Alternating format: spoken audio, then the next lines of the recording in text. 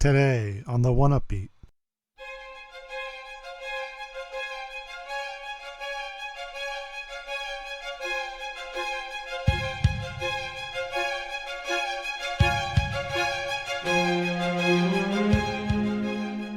We arrive on the penultimate episode of our big Best of the Decade countdown. You'll hear music from entries number 10 through 6 on this episode of the 1UpBeat.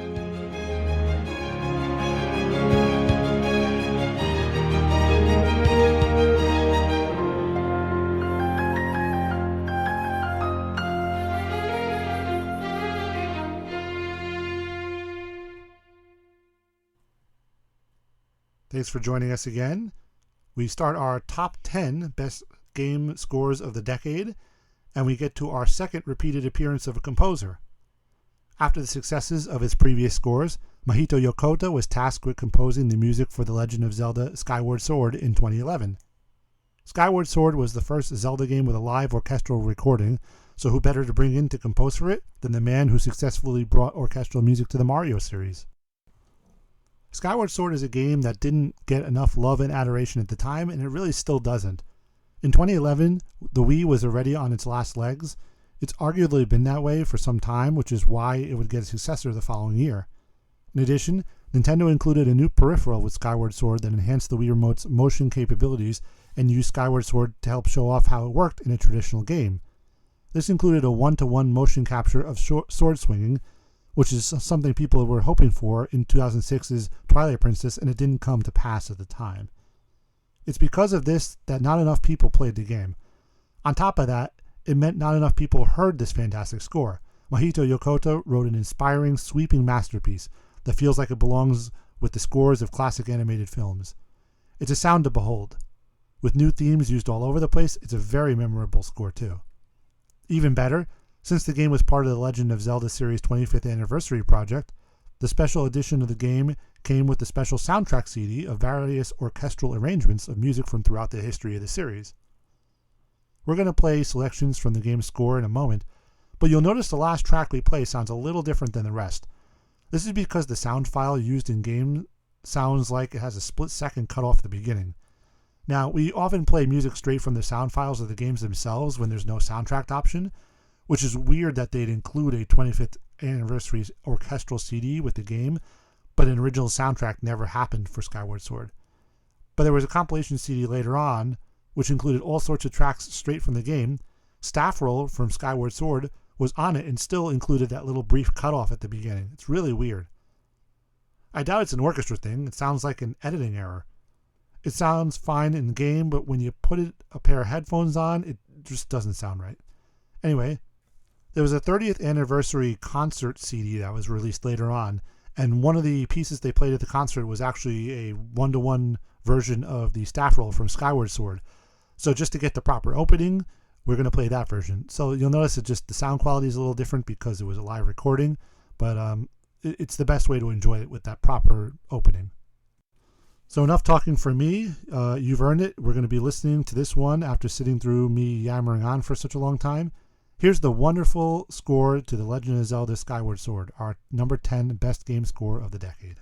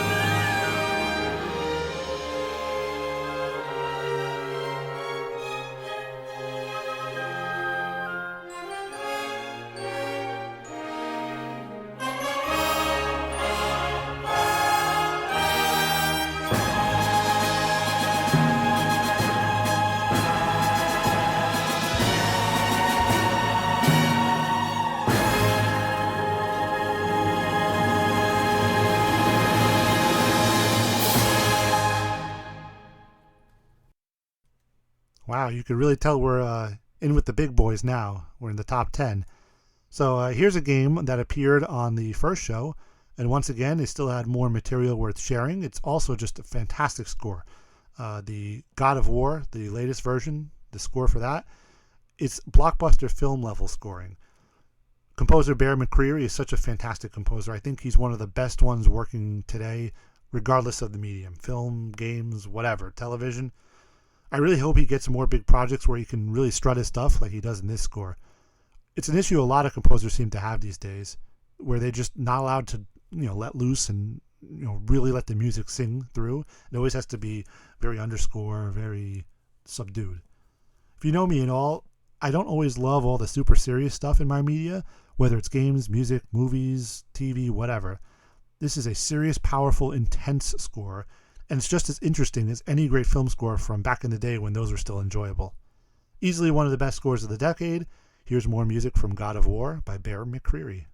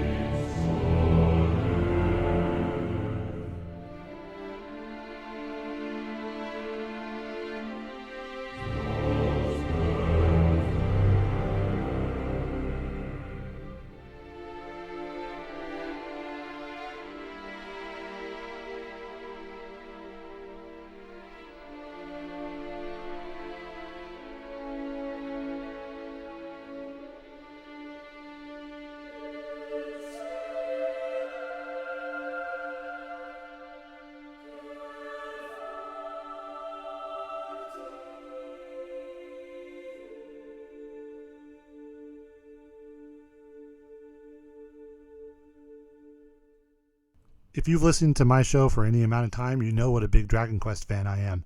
You're probably wondering when a Dragon Quest game would pop up on here, so now's your time.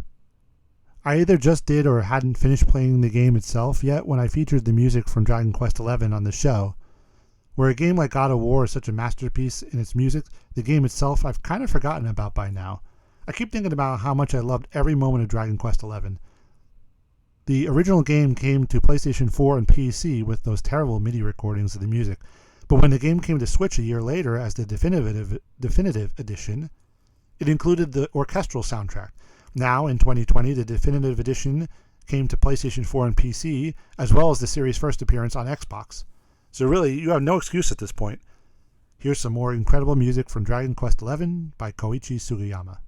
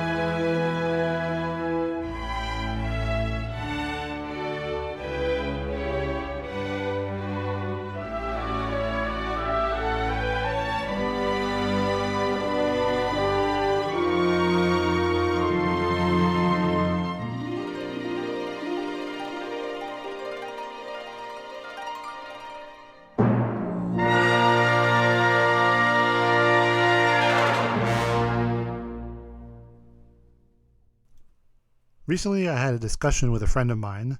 The PlayStation 5 and Xbox Series consoles just launched, so you start to get retrospective about the previous generation.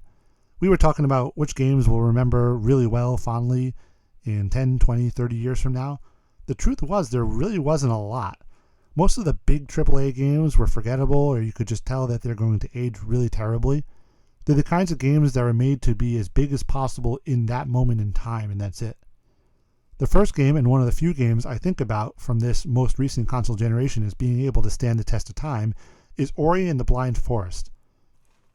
Ori is a beautiful, magical, smooth, and emotional game. So much of all of those things are because of composer Gareth Coker's incredible score. This score harkens back to the days when a musical score basically narrated the story for its respective medium. Ori is a masterpiece. It's an achievement of video games as an artistic medium, and it was a huge hit. It will be one of those games where people just remember it fondly for a long time. There's not much of any aspect of it that will be dated years from now. Its success brought about a sequel, released in early 2020, and while we'll cover that game in a future episode, take your guess which one. For now, let's enjoy the opening bunch of music from the first game. This is about the first 15 minutes or so of the game. I decided to do it this way because you'll feel the story unfold in the music itself. The music will tell the story for you. Just make sure when you're done listening to this, you check out the entire score, and we'll be back to go over the sequel soon. Don't worry. Here's Ori and the Blind Forest by Gareth Coker.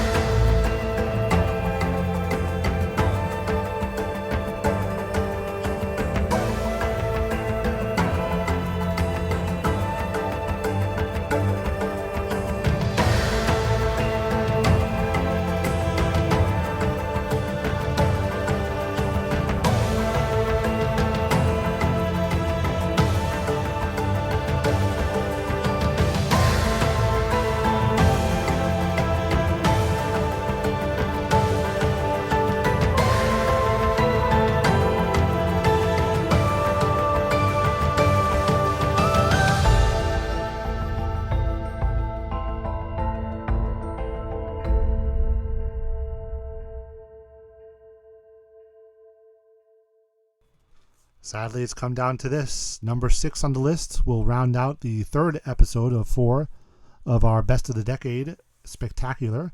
Rounding out our second to last episode, going over the Best of the Decade, is none other than Jazz favorite Cuphead. I repeat myself, but another example of a game that's so good it's unforgettable, the score as well as the game. Finding more music to play here on the show for you was not hard at all. I don't know what more there is to say about Cuphead that hasn't already been said either by me or by a million other people. The animation is beautiful and unique. The music is exciting and catchy and unique as well. It's a throwback game with all the polish of a modern game. The only thing worth noting is that Cuphead has a final DLC that's supposed to come out sometime next year. It seems like it's going to be a pretty big one. I wonder if we'll get more music for it. I sure hope so, but we'll see. Anyway, rounding out the third episode here, here's some great new music, or music that you've not heard yet, at least, from Cuphead, composed by Christopher Madigan. We'll see you next time for the final episode of this series.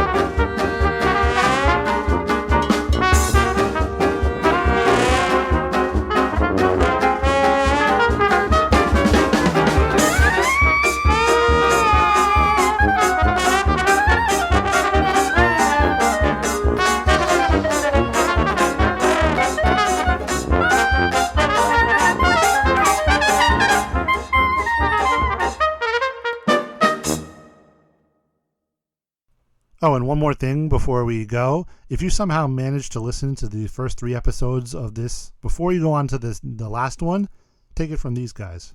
It's nice to rest your eyes and maybe go outside. Grab a book and get some air. So what are you waiting for? Bum, bum, bum, bum. Why not take a quick break? Tune the radio. There's chores to do, there's leaves to rake. Strum the old banjo. You can practice your Lindy Hop. Bum, bum, bum, bum. And maybe later sing with your barbershop. Why not take a little quick break and come back for more? Then come back for more. Or please come back for more.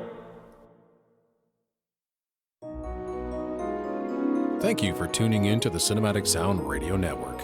I want to thank Tim Burton for providing his voice for all the bumpers and stingers you hear throughout the program, and David Coscina for providing Cinematic Sound Radio's theme music. If you have any questions, comments, or concerns, please email us at cinematicsound@yahoo.com. You can find us on social media at CinSound Radio on Twitter and Cinematic Sound on Facebook. And if you listen to us on Apple Podcasts, please take a moment right now to rate the show and write a brief review. Reviews help introduce potential listeners to the show.